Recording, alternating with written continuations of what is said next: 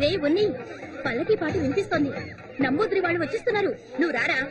రమ్మంటుంటే నేను రాను పోమ్మా. మనందరం సాంప్రదాయంగా ప్రకారం దూరంగా వెళ్ళాలి. మన కులం వాళ్ళు ఎన్నడుగులు దూరంలో వెళ్ళాలి. మనం నాయుళ్ళం 6 అడుగుల దూరం వెళ్తే చాలు. వాళ్ళు తక్కువ జాతి. వాళ్ళు 40 అడుగుల దూరంలో వంగి వంగి వెళ్ళాలి. రారా. అయితే ఆ కుక్క ఎన్ని అడుగుల దూరంలో వెళ్ళాలి. మొండిగా వాదించకరా. నోరు మూసుకొని రా.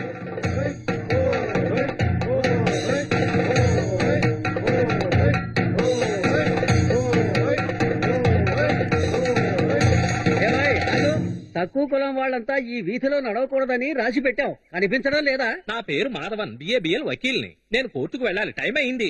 నువ్వు వకీలువో కలెక్టరో మాకు అనవసరం, కానీ నువ్వు తక్కువ కులం వాడివి.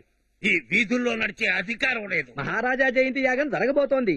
ఈ మహాయాగం అంతా అంతైపోతుంది. ఈ దేశంలో చట్టాన్ని కాపాడేవాళ్ళు లేరా? భగవంతుడా! ఎవరు నువ్వు? కోర్టుకు వెళ్ళాలంటే చుట్టూ తిరిగి వెళ్ళొచ్చు కదా. తెలివి తక్కువ వకీల్లాగా ఉన్నావా? పోతారేంటండి? ఒడ్డున చాలా మంది పోలీసులు ఉన్నారయ్యా. దిగిన వెంటనే నన్ను అరెస్ట్ చేస్తారనుకుంటా. ఒకవేళ నన్ను అరెస్ట్ చేసినా మీరు పోరాటాన్ని నడిపించండి అయ్యా. ఎందుకంటే కేబీకే మేనన్, జార్జ్ జోసెఫ్ మనల్ని నమ్ముకొని ఇక్కడికి పిలిపించారు. మీరు చెప్పింది నిజమేనండి.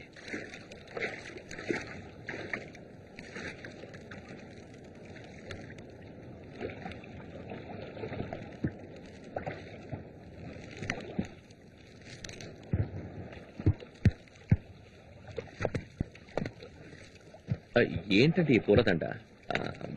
మీరు నన్నెవరో అనుకుని గౌరవిస్తున్నారు.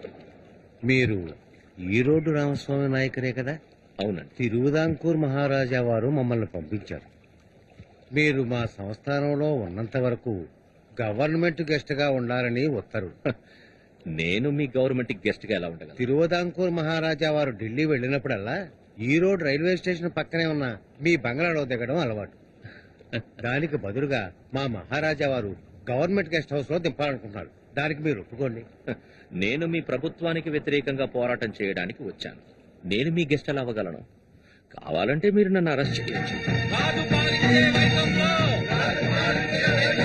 పశువులు పక్షులు తిరిగే వీధుల్లో కులం తక్కువని తిరగనివ్వనితో జైలుకి వెళ్ళడానికైనా మేము సిద్ధం. అంటరాని వాళ్ళు ఈ వీధుల్లో నడిస్తే అది ఇక్కడ జరిగే యాగానికో నంబుద్రి వాళ్లకో అంటవుతుందనుకుంటే ఈ వైకం మహాక్షేత్రంలో ఉన్న దేవుడు అసలు దేవుడే కాదు. అది ఒట్టి రాయి. దాన్ని ఎవరూ మొక్కాల్సిన పనిలేదు. కావాలంటే కింద పడేసి అందరూ బట్టలు ఉత్తుకోవచ్చు, అంతే.